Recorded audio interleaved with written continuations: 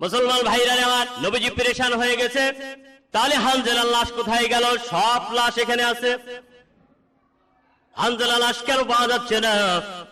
আল্লাহ নবী বলছেন ভালো করে খোঁজো। খুঁজতে খুঁজতে পাওয়া গেল না।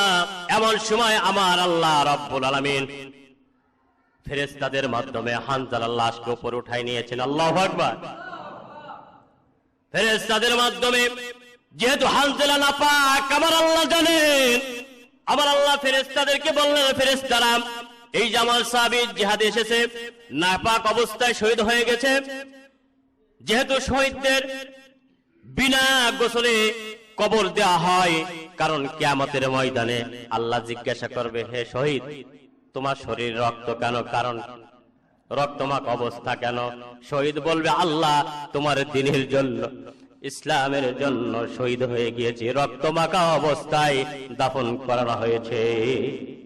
দ্বীনের জন্য শহীদ হয়ে গেছে রক্তমাখা অবস্থায়, আজকে আমরা দাফন করেছি। আল্লাহ বলবেন, হে ফেরেশতারা, এদের কোনো হিসাব নাই, বিনা হিসাবে জান্নাতে দিয়ে দাও। সুবহান। তাদের কোনো হিসাব নাই।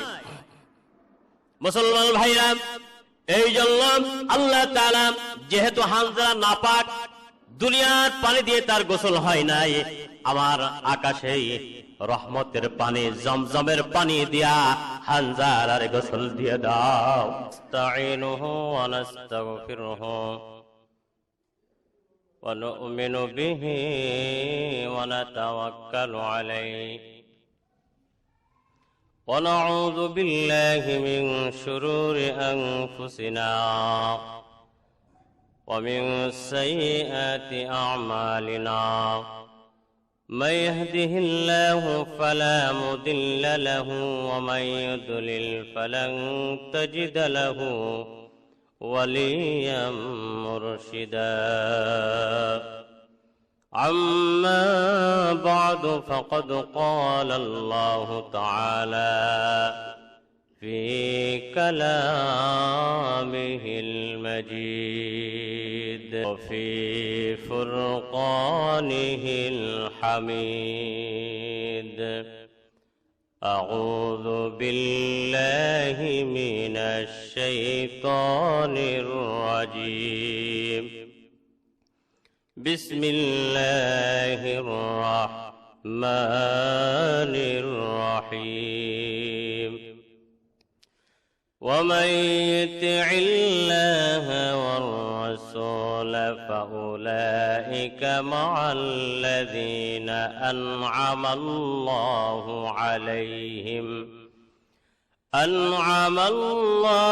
عليهم من النبيين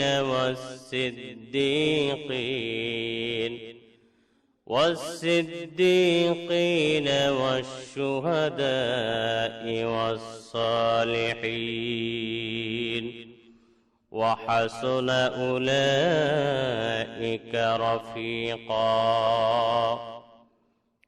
صدق الله العظيم.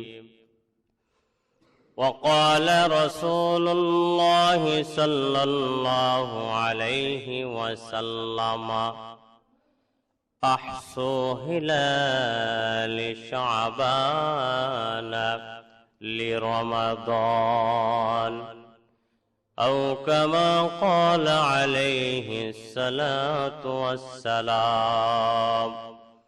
اللهم صل على محمد وعلى آل محمد كما صليت على إبراهيم وعلى آل إبراهيم إنك حميد مجيد. اللهم بارك على محمد وعلى آل محمد كما باركت على إبراهيم وعلى آل إبراهيم إنك حميد مجيد.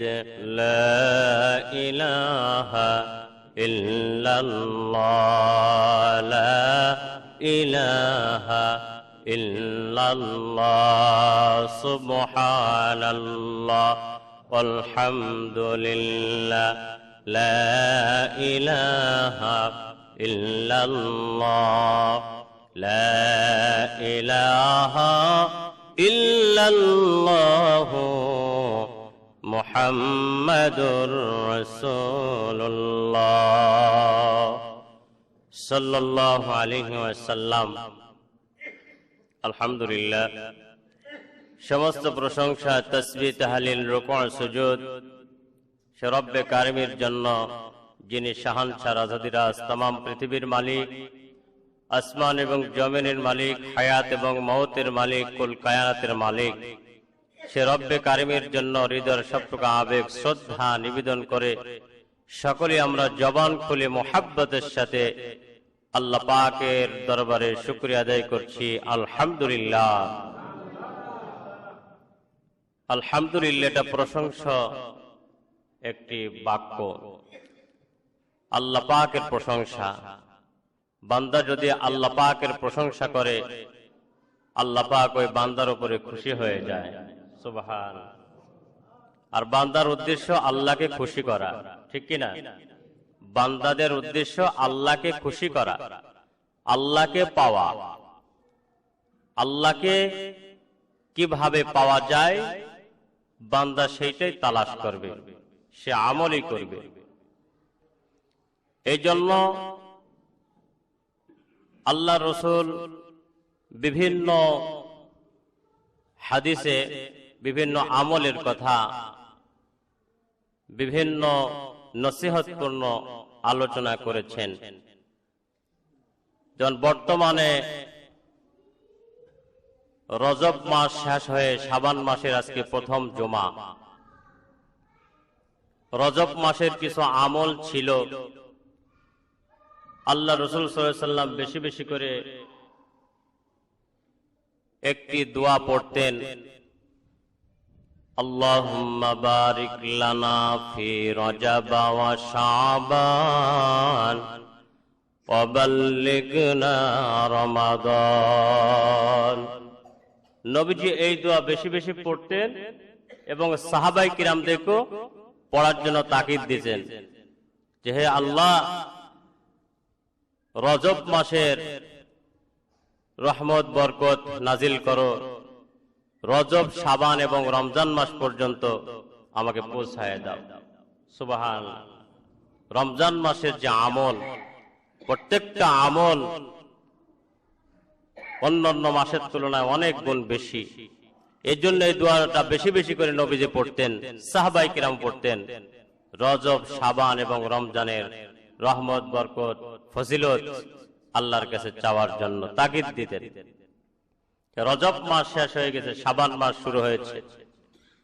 শাবান মাস আল্লাহ রাসূল সাল্লাল্লাহু আলাইহি সাল্লাম বলছেন, আহসু হিলালি শাবানা লি রমাদান। তোমরা শাবানের চাঁদ কোন সময় ওঠে এদিকে লক্ষ্য রাখবে, চাঁদের ব্যাপারে খেয়াল করবে, যেন তোমাদের রমজান ছুটে না যায়। সুবহানাল্লাহ। কারণ শাবান মাসের চাঁদ যদি খেয়াল করা যায়, তাহলে রমজান মাসের প্রথম তারিখ কবে হবে সেটা বোঝা যায়, ঠিক কিনা? কারণ রমজানের কত দাম, কত মূল্য। এই জন্য নবীজি শাবান মাসে বেশি বেশি আমল করতেন, সাহাবায়ে কিরামও করতেন। আল্লাহ রসুল এই শাবান মাসে বেশি বেশি রোজাও রাখতেন। সুবহানাল্লাহ।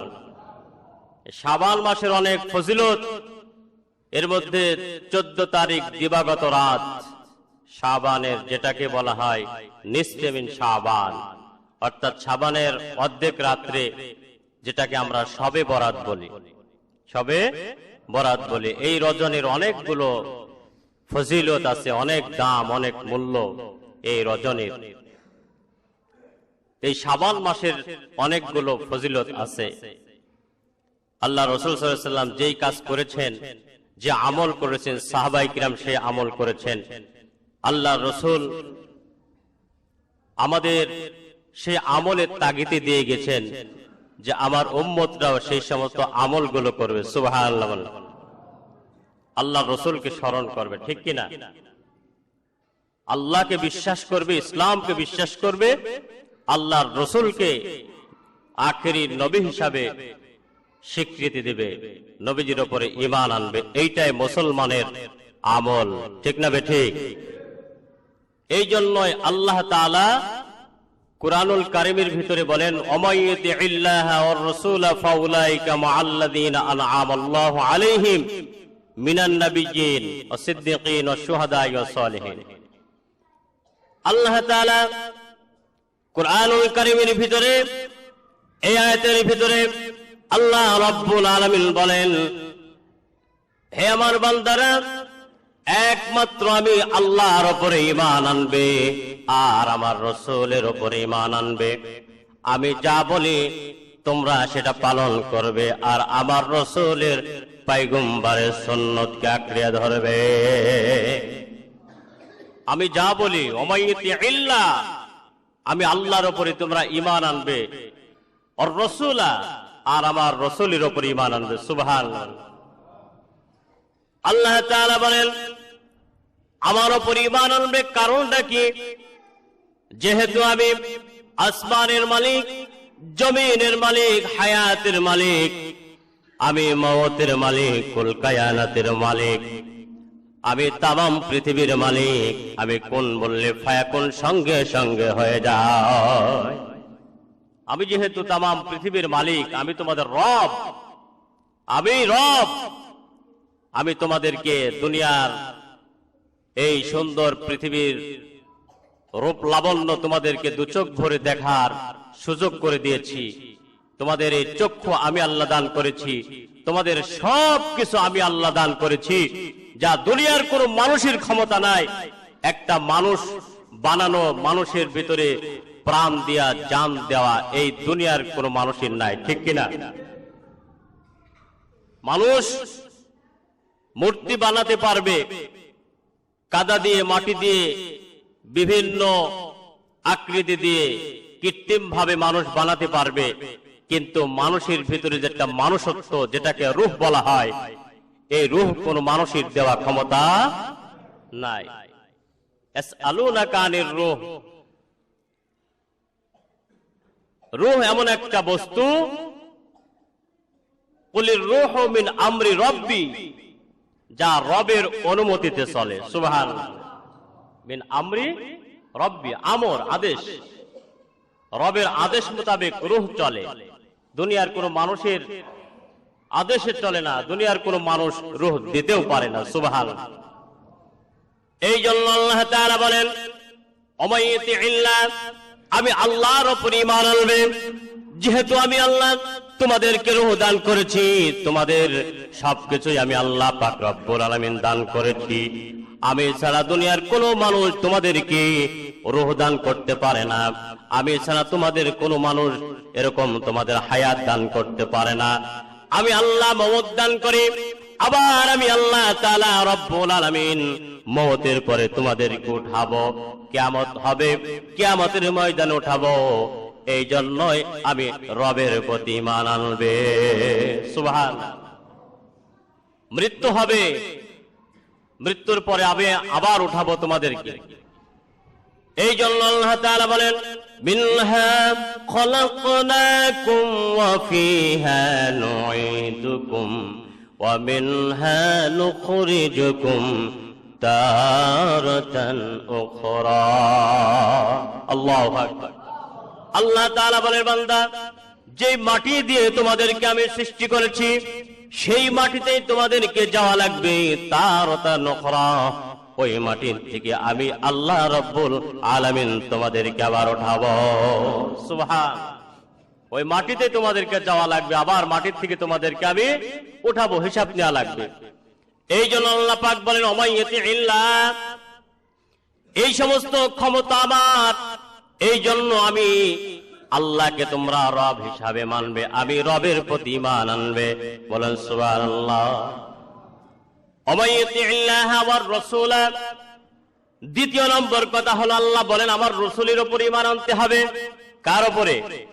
আমার রাসূলের উপর ঈমান আনতে হবে। কারণ আমার রাসূল হলো আখির নবী, আখির পয়গম্বর। আমার রাসূলকে আমি আখির নবী বানিয়েছি। আমার নবী বলেন, আনা খাতাবুন নাবিয়্যিন লা নাবিয়্যা বাদি, আমি শেষ নবী, আমার পরে আর পৃথিবীতে কোন নবীর আগমন ঘটবে না। আমি শেষ নবী, আমি আখেরি নবী, আমার পরে কোন নবী আর আসবে না, এই জন্য আমি নবীর উপর ঈমান আনো, আমি রসুলের উপর ঈমান আনো, যে রসুলকে আল্লাহ পাক এত ধৈর্য দিয়ে এত ইজ্জত সম্মান দিয়ে পৃথিবীতে পাঠিয়েছিলেন। সুবহানাল্লাহ। আল্লাহ তাআলা কুরআনুল কারীমের ভিতরে বলেন, লাকাদ কানা লাকুম ফি রাসূলিল্লাহি উসওয়াতুন হাসানা। আল্লাহ তাআলা বলেন, আমি আমার একজন পয়গম্বর তোমাদের মাঝে পাঠাইলাম, যে আখিরি পয়গম্বরের চরিত্রের মধ্যে রয়েছে তোমাদের জন্য কল্যাণ। যদি তোমরা আখিরি নবীর আদর্শকে মেনে নিতে পারো, আখিরি পয়গম্বরের আমলগুলো যদি মেনে নিতে পারো বান্দা, আমি আল্লাহ রাব্বুল আলামিন তোমাদেরকে আমি জান্নাত দিব। আমার আখিরি পয়গম্বরের আমলগুলো মেনে নিতে হবে। আখিরি পয়গম্বরের সুন্নতকে যদি তোমাদের হৃদয়ের সঙ্গে আঁকড়িয়ে ধরো, তাহলে আমি তোমাদেরকে জান্নাত দেব। সুবহানাল্লাহ বলেন। যেই নবী উম্মতের জন্য পাগল, ইয়া হাবলি উম্মতি উম্মতি বলে সারা জীবন এরকম দুনিয়ায় যতদিন বেঁচে ছিলেন চোখের পানি ফেলে কেঁদে গিয়েছেন শুধু উম্মতের জন্য, ঠিক না বেঠিক? নিজের জন্য না। এই জন্য আল্লাহ পাক বলেন, ওমাইয়াতিল্লাহা ওয়ার রাসূলা, আমার উপর ঈমান আর আমার রাসূলের উপরে তোমরা ঈমান আনবে। চিৎকার দিয়ে বলেন সুবহানাল্লাহ। যে রাসূল কালিমার দাওয়াত দিতে গিয়ে তায়েফের ময়দানে তায়েফের ছোট্ট ছোট্ট কাফেরের বাচ্চাগুলো আমার নবীকে পাগল বলেছিল, পাগল বলে পাথর মারত, আমার নবীকে তারা গালিগালাজ করত, কিন্তু তারা বোঝে না যিনি আখিরি পয়গম্বর রাহমাতুল লিল আলামিন, আখিরি নবী। এই কথা তারা বুঝতো না। জিবরিল আমিন আমার নবীকে এসে বলতো, ইয়া রাসূলুল্লাহ, আপনি যদি অর্ডার দেন এই তায়েফের ময়দানের সমস্ত মানুষগুলো ধ্বংস করে দিব, পাহাড়গুলোকে আমি উল্টায় দেব, চাপা দিয়ে মারব, আপনি কি চান? আমার নবী উম্মতের দরদি হয়ে উম্মতের কান্ডারি নবীজি বলতেন, জিবরাইল ভাই, না না, এই তায়েফের মানুষগুলো আমি যে একজন পয়গম্বর, আমি যে একজন নবী, তারা বোঝে না, তাদের ওই জ্ঞান নাই, বুঝতে পারে না, এই জন্যই আমি চাই না তাদের উপরে গজব নাজিল হোক। আমি চাই না তাকে অত্যাচার করত কাফেররা, নবীজিকে এমন ভাবে আপনার আঘাত করত, পাথরগুলো শরীরে লেগে যেত, রক্ত ঝরত, এরপর নবীজি কোনোদিন বদদোয়া দেন নাই। জিবরিল আমিনকে বলতেন না, তিনি হয়তো বোঝে না, তারা বোঝে না যে আমি নবী, অতএব এই কাজ করা যাবে না। মুসলমান ভাইরা আমার, এই নবী কত সুন্দর নবী, আমার কত আদর্শবান। একজন কাফের নাম হলো দাসর, নবীজিকে হত্যা করার জন্য একটা উন্মুক্ত তলোয়ার কোষের ভিতর করে খাপ লাগায়ে নিয়ে বেড়ায়। দিনের বেলায় আমার নবীজিকে খোঁজে, মোহাম্মদ কোথায় আছে, মোহাম্মদকে কতল করব। মুসলমান ভাইরা আমার, আল্লাহর নবী, বিশ্ব নবী, আখিরি পয়গম্বর, দ্বীপ্রহার এই দুপুর বেলা রোদের সময় কালিমার দাওয়াত দিয়া আমার নবীজি একটা গাছের নিচে ছায়ায় একটু বিশ্রাম করতেছেন, কারণ আরবের তাপমাত্রা গুলো অনেক বেশি। গাছের নিচে ছায়ায় একটু আরাম করতেছেন। এমন সময় এই দাসুর নামের একজন কাফের তলোয়ার নিয়ে খুঁজতে খুঁজতে নবীজিকে পেয়ে গেল। পাওয়ার পরে তলোয়ার উন্মুক্ত করলো, খোশমুক্ত করার পরে নবীজির বুকে চেপে বসলো। বসার পরে বলে, হে মুহাম্মদ, এই যে তলোয়ার দেখতেছো, এই তলোয়ারটা আমি তোমার জন্যই প্রস্তুত করে রেখেছি। তোমাকে আমি কতল করার জন্য অনেক দিন ধরে খুঁজতেছি, পাই না, কিন্তু আজকে যখন পেয়েছি মুহাম্মদ, আমার হাত থেকে তোমাকে পৃথিবীর কেউ বাঁচাইতে পারবে না। আমার হাত থেকে তোমাকে কেউ বাঁচাইতে পারবে না, তোমাকে আমি কতল করে দিব। মুসলমান ভাইরা আমার, আল্লাহর নবী, বিশ্ব নবী, আখিরি পয়গম্বর, এই কাফের হাতে একটা নিজের হাত দিয়ে এমন একটা বাড়ি দিলেন। দেওয়ার পরে এই কাফেরের হাত থেকে তলোয়ারটা ছিট করে অন্যদিকে পড়ে গেল। পড়ে যাওয়ার সঙ্গে সঙ্গে আমার নবী বললেন, হে দাসুর, তোমার হাত থেকে পৃথিবীর কোন মানুষ বাঁচাইতে পারবে না, কিন্তু আমার রব আমাকে বাঁচাবে, আমার রব আমাকে বাঁচিয়ে দিবে। যখন হাতে আঘাত করলেন, তলোয়ারটা ছুটে চলে গেল। আল্লাহ রসুল উঠে দ্রুত তলোয়ারটা হাতে নিলেন। সুবহানাল্লাহ। মুসলমান ভাইরা আমার, দয়াল নবী দেখুন তলোয়ারটা হাতে নিয়ে দাসুরকে বলছে, হে দাসুর, এখন তুমি বলো আমার হাত থেকে তোমাকে কে বাঁচাবে? দাসুর এবার হতভম্ব হয়ে গেল, কথা বন্ধ হয়ে গেল। নবীজির কথা আর জবাব দেয় না, চুপ করে রইলেন। আল্লাহর নবী রাহমাতুল লিল আলামিন তলোয়ারটা একখানে রাখলেন। রাখার পরে দাসুরকে বুকে জড়িয়ে নিলেন আর বললেন, দাসুর শোনো, তোমার ভিতরে জ্ঞান নাই, এলেম নাই, আমি যে একজন পয়গম্বর নবী এইটা হয়তো তোমার জানা নাই, এই জন্য আমাকে তুমি মারতে চেয়েছিলে, কিন্তু তলোয়ারটা আমার হাতে থাকার পরেও আমি ইচ্ছা করলে তোমাকে এখন কতল করে দিতে পারি, আমার হাত থেকে তোমাকে কেউ বাঁচাইতে পারবে না। কিন্তু না না, আমি মানুষদেরকে কতল করার জন্য আল্লাহ আমাকে পাঠাই নাই, আল্লাহ আমাকে তোমাকে কতল করার জন্য পাঠাই নাই, আমি কতল করব না, যেহেতু আমি রাহমাতুল লিল আলামিন, দয়ার সাগর হিসেবে আল্লাহ আমাকে পাঠিয়েছেন। হে দাসুর, তোমাকে আমি মাফ করে দিলাম। চিৎকার দিয়ে বলুন সুবহানাল্লাহ। তলোয়ারটা তুলেন, দাসুরকে বুকে জড়াই নিলেন, নিয়ে বললেন, আমি তোমাকে মাফ করে দিলাম। সুবহানাল্লাহ। মুসলমান দাসুর এবার চিন্তা করলো, হায় হায়, এতদিন তো বুঝি নাই মানুষে মুহাম্মাদের ব্যাপারে অনেক বদনাম করেছে, অনেক কটূক্তিমূলক কথা বলেছে মুহাম্মাদের ব্যাপারে, কিন্তু আসলে কিন্তু বাস্তবে তা নাই, তিনি একজন ভালো মানুষ, ইচ্ছা করলে আমাকে কতল করে দিতে পারত, কিন্তু কতল করলো না। তিনি নিশ্চয় দয়ার সাগর, একজন রাহমাতুল লিল আলামিন। দাসুরের চোখ দিয়ে পানি বাহির হয়ে গেল। দাসুর বলল, ইয়া রাসূলুল্লাহ, হে আব্দুল্লাহর বেটা মুহাম্মদ, আমার তো এতদিন জানা ছিল না, আমাকে তোমার ব্যাপারে অনেক বদনামমূলক কথা বলেছে মানুষ, এই জন্যই আমি তোমাকে কতল করার জন্য আমি এরকম ভাবে তলোয়ার উন্মুক্ত করেছিলাম। আজকের থেকে বললাম, তুমি যেহেতু ইচ্ছা করলে আমাকেও এরকম ভাবে জবে করে দিতে পারতে, কিন্তু তুমি দিলে না, বুঝলাম তুমি রাহমাতুল লিল আলামিন। হে মুহাম্মদ, আমি আর ইহুদি থাকতে চাই না, আমি এখনই সিদ্ধান্ত গ্রহণ করেছি, আমি ঈমান আনবো, কালেমা গ্রহণ করে মুসলমান হয়ে যাব, আমি কালেমা গ্রহণ করে মুসলমান হয়ে যাব, আমি আর ইহুদি কাফের থাকতে চাই না, আমার জীবনের ভুল ভেঙে গেছে, আমি বুঝতে পেরেছি আপনি অত্যন্ত একজন ভালো মনের মানুষ, আপনি রাসূল, আল্লাহর পাঠানো আখেরি পয়গম্বর। সুবহানাল্লাহ। অতএব আমাকে আপনি মুসলমান বানিয়ে নেন। আল্লাহর নবী দাসুরকে কালেমা পড়াইলেন। হে দাসুর, আমার সঙ্গে পড়ো, লা ইলাহা ইল্লাল্লাহু মুহাম্মাদুর রাসূলুল্লাহ। দাসুর কালেমা পড়ে মুসলমান হয়ে গেল।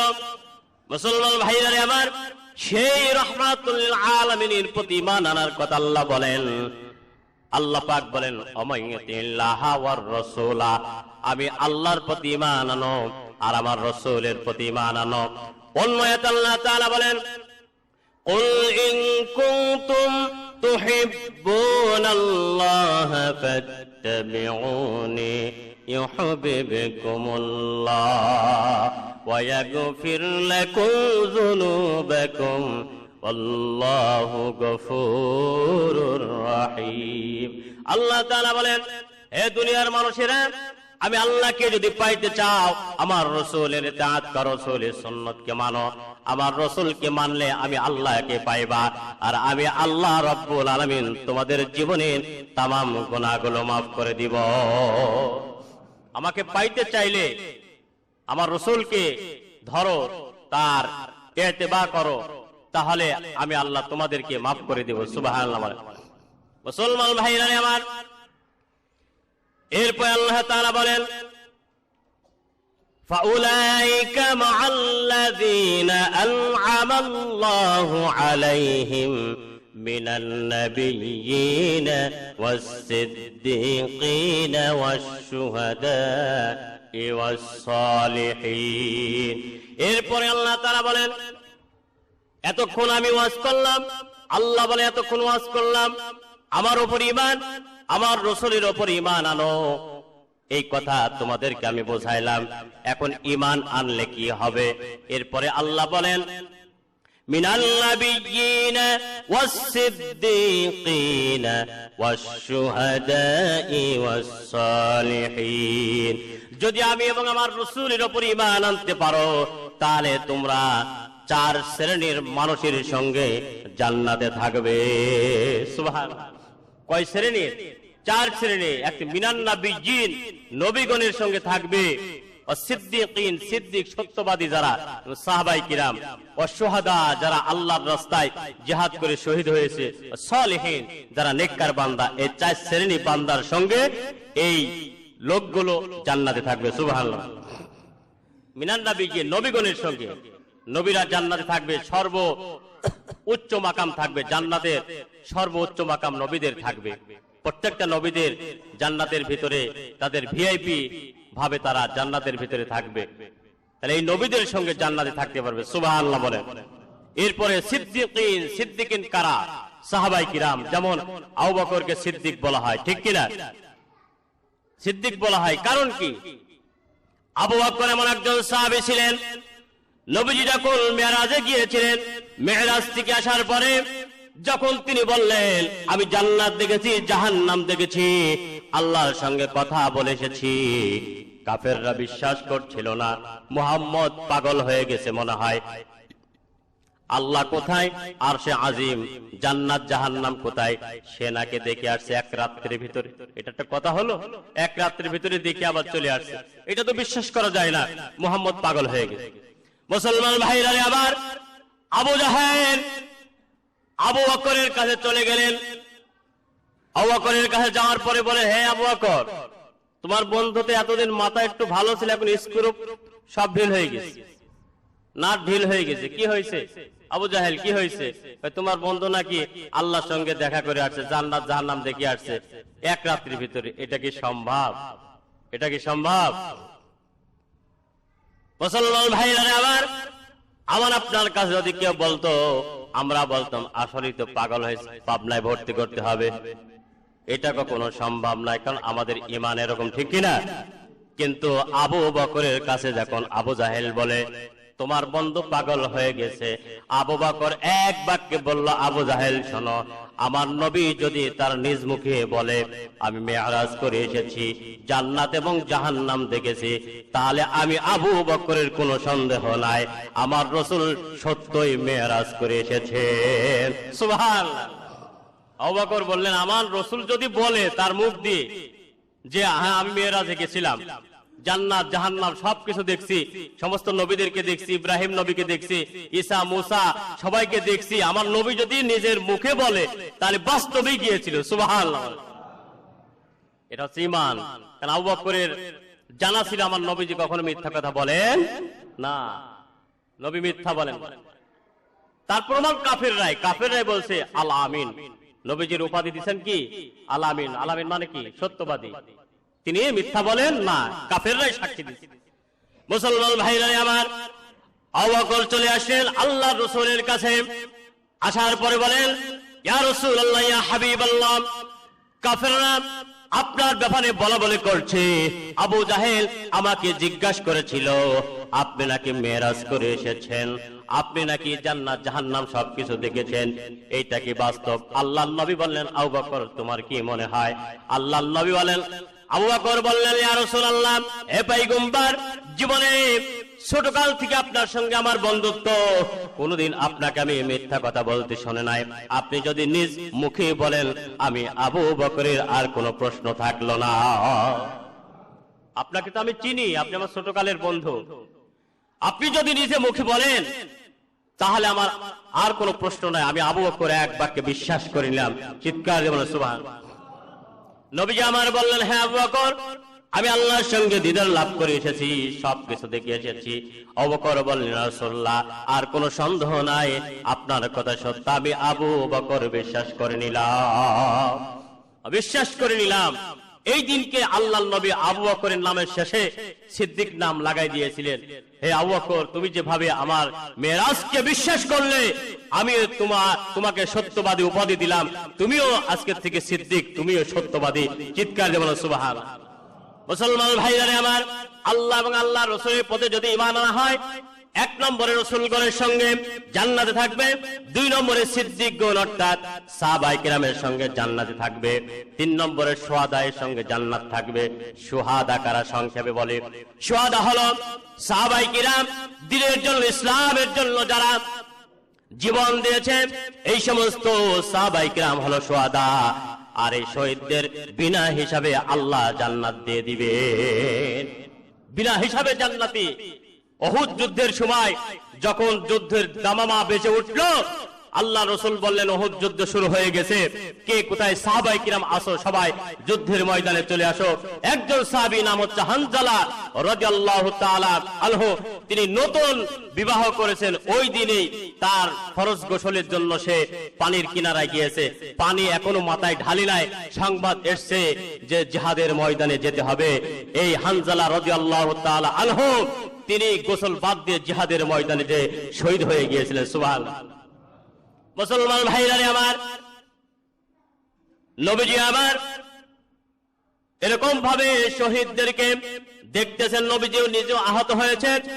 একজন নববধূ অল্প বয়স্কা নবীজির কাছে যে বললেন, ইয়া রাসূলুল্লাহ, আমার স্বামীর নাম হানজালা, আমার কেবল গতকালকে বিয়ে হয়েছিল, আমার স্বামীর গোসল ফরজ হয়েছিল, গোসল না করে জিহাদের ময়দানে চলে এসেছে, আমার স্বামী গোসল করে নাই, আমার স্বামী কোথায়? আল্লাহর নবী সাহাবায়ে কিরামকে বললেন, সাহাবীরা, হানজালার লাশ কোথায়? দেখ, হানজালার লাশ। সাহাবায়ে কিরাম তন্ন তন্ন করে খুঁজতেছে, কোথাও পায় না, কোথাও নাই। সাহাবায়ে কিরাম বলছেন, ইয়া রাসূলুল্লাহ, হানজালার লাশটা দেখতেছি না, হানজালার লাশটা দেখতেছি রে। ওই মহিলা বলছে, না, আমার স্বামী এসেছে যুদ্ধের ময়দানে, দৌড় দিয়েছে, তলোয়ার তলো সব ছুঁয়ে, যখন আপনার মুখে শুনেছে জিহাদের ময়দানে আসো, গোসল ভুলে গিয়েছে, আপনার কথায় সাড়া দেওয়ার জন্য চলে এসেছে, সে শহীদ হয়ে গেছে, আমার মনে হয় শহীদ হয়ে গেছে। তন্ন তন্ন করে উহুদের ময়দান খুঁজতেছে, পাচ্ছে না। মুসলমান ভাইরা আমার, নবীজি আমার পেরেশান, নবীজি পেরেশান হয়ে গেছে। তাহলে হানজালার লাশ কোথায় গেল? সব লাশ এখানে আছে, হানজালা লাশ কেন পাওয়া যাচ্ছে না? আল্লাহর নবী বলছেন, ভালো করে খোঁজো। খুঁজতে খুঁজতে পাওয়া গেল না। এমন সময় আমার আল্লাহ রাব্বুল আলামিন ফেরেশতাদের মাধ্যমে হানজালার লাশকে উপরে উঠাই নিয়েছেন। আল্লাহু আকবার। ফেরেশতাদের মাধ্যমে, যেহেতু হানজালা নাপাক, আমার আল্লাহ জানেন, আমার আল্লাহ ফেরেশতাদেরকে বললেন, ফেরেশতারা, এই যে আমার সাহাবী জিহাদে এসেছে, নাপাক অবস্থায় শহীদ হয়ে গেছে, যেহেতু শহীদদের বিনা গোসলে কবর দেওয়া হয়, কারণ কিয়ামতের ময়দানে আল্লাহ জিজ্ঞাসা করবে, হে শহীদ, তোমার শরীর রক্ত কেন? কারণ রক্তমাখ অবস্থা কেন? শহীদ বলবে, আল্লাহ, তোমার দ্বীনের জন্য, ইসলামের জন্য শহীদ হয়ে গিয়েছে, রক্তমাখা অবস্থায় দাফন করানো হয়েছে, দ্বীনের জন্য শহীদ হয়ে গেছে রক্তমাখা অবস্থায়, আজকে আমরা দাফন হয়েছি, দাফন করেছি। আল্লাহ বলবেন, হে ফেরেশতারা, এদের কোনো হিসাব নাই, বিনা হিসাবে জান্নাতে দিয়ে দাও। সুবহান, তাদের কোনো হিসাব নাই। মুসলমান ভাইরা, এই জন্য আল্লাহ তাআলা যেহেতু হানজালা নাপাক, দুনিয়ার পানি দিয়ে তার গোসল হয় নাই, আমার আকাশে রহমতের পানি, জমজমের পানি দিয়া হানজালার গোসল দিয়ে দাও, হানজালার গোসল দিয়ে দাও, বরকতে পানি দিয়া গোসল দিয়ে দাও। ফেরেশতারা গোসল করাচ্ছে। এরপরেই হানজালার লাশটা আস্তে করে নিয়ে আসছে নিচে, আনার পরে জিবরিল আমিন বলছেন, ইয়া রাসূলুল্লাহ, আপনি পেরেশান হয়েন না, হানজালা এরকম এরকম অবস্থায় ছিল, এই জন্য আল্লাহর উদ্দেশ্য যে তারে জান্নাতে পানি দিয়ে তারে গোসল করানো, আমরা আকাশ থেকে তারে গোসল করাই নিয়ে আসছে। এই যে দেখেন, হানজালা দাড়ি দিয়ে, চুল দিয়ে এখনো পানির ফোঁটা টপ টপ করে পড়তেছে। চিৎকার দেবেন সুবহান। এই জন্য আল্লাহ তাআলা বলেন, ولا تقولوا لمن يقتل في سبيل الله أموات بل أحياء ولكن لا تشعرون আল্লাহ তাআলা বলেন যারা ইসলামের জন্য শহীদ হয়ে যায় তাদেরকে তোমরা মৃত্যু বলো না, তারাই জীবিত। বাল আহইয়া, তারাই জীবিত, তোমরা সেইটা উপলব্ধি করতে পারো না। সুবহানাল্লাহ। যারা ইসলামের জন্য শহীদ হয় তারাই জীবিত, তোমরা সেটা বোঝো না, তোমাদের সেই বোঝার জ্ঞান নাই। সুবহানাল্লাহ বলেন। তাহলে ওমাইয়াতিল্লাহ ওয়া রাসূলা, আল্লাহর উপর ঈমান, নবীর উপর ঈমান আনলে এক নম্বরে রাসূলদের সঙ্গে জান্নাতে থাকবে, দ্বিতীয় নম্বর সিদ্দিকিন সাহাবায়ে কিরামের সঙ্গে, তৃতীয় নম্বরে শহীদদের সঙ্গে জান্নাতে থাকবে। সুবহানাল্লাহ বলেন। সংক্ষেপে চতুর্থ নম্বর বলে দেই, সালিহিন। সালিহিন কারা? যেই সমস্ত দুনিয়াতে নেক বান্দা আল্লাহর ওলিরা, যাদের সুন্নত নফল তাহাজ্জুদ ছাড়ে নাই, যারা মিথ্যা কথা বলে নাই, আল্লাহর ওলি এবং হক্কানি উলামায়ে কিরাম সালিহিন, তারা হলো জীবনে কোনোদিন নামাজ ত্যাগ করে নাই, মিথ্যা কথা বলে নাই। এই সমস্ত ভালো মানুষরা যখন আমল করে তাদেরকে সালিহিন বলা হয়। আল্লাহ তাআলা বলেন তাদেরকে সম্মানিত করা হবে। আল্লাহ রাব্বুল আলামিন বলেন ইন্নাল্লাযীনা আমানু ওয়া আমিলুস সালিহাতি সায়াজআলু লাহুমুর রহমানু উদ্দা। আল্লাহ পাক বলেন ইন্নাল্লাযীনা আমানু, নিশ্চয় যারা ঈমান এনেছে এবং ওয়া আমিলুস সালিহাত, যারা নেক আমল করেছে, আল্লাহ রাব্বুল আলামিন বলেন তাদেরকে আমি সম্মানিত করব। যারা নেক আমল করে, আমলে সালেহ করে, তারাই হলো সালেহিন বান্দা। আল্লাহ পাক বলেন যদি তোমরা আমি আল্লাহর উপরে ঈমান আনতে পারো, রাসূলের উপরে ঈমান আনতে পারো, তাহলে এই চার শ্রেণীর মানুষের সঙ্গে তোমাদেরকে আমি আল্লাহ জান্নাতে রাখবো। চিৎকার দিয়ে বলেন সুবহানাল্লাহ। তাহলে এক নম্বরে ঈমান আনতে হবে কার উপরে? আল্লাহর উপরে। দুই নম্বরে রাসূলের উপরে, আখিরি পয়গম্বরের উপর ঈমান আনতে হবে। আল্লাহ পাক রব্বুল আলামিন আমাদের সকলকে ঈমান নিয়ে মুসলমান হয়ে কবরে যাওয়ার তৌফিক দান করুন। সকলে বলুন আমিন। 1 মিনিট আপনাদের কাছে চাইবো মসজিদের জন্য, যেহেতু মসজিদের কাজ চলতেছে। 1 মিনিটের জন্য, 1 মিনিট, 1000, 2000, 5